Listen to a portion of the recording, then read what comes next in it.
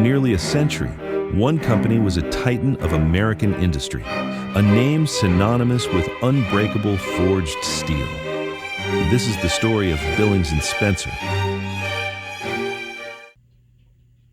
This catalog from 1962 showcases a snapshot of a forgotten giant in its last year of independence before being acquired by Crescent that same year. Inside, you see the evidence of their 100-year legacy. Unlike many competitors, Billings wasn't just a tool company, they were master forgers. Their story began at the Colt Armory during the Civil War, where Charles Billings perfected the art of drop forging. That DNA is in every tool you see on these pages. Their philosophy was simple: forged, not cast.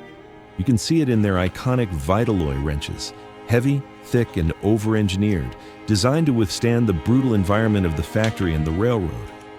They didn't just make wrenches, they forged everything: vices, clamps, hammers, a complete ecosystem of tools built for a world of heavy industry.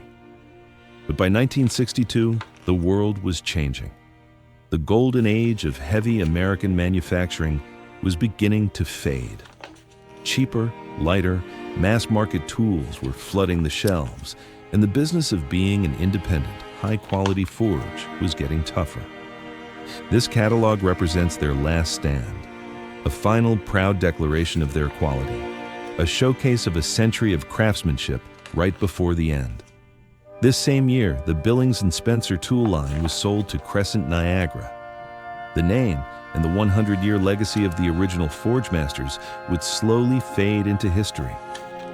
What's left is this document, a final testament to an era when "Made in America" meant it was forged for life.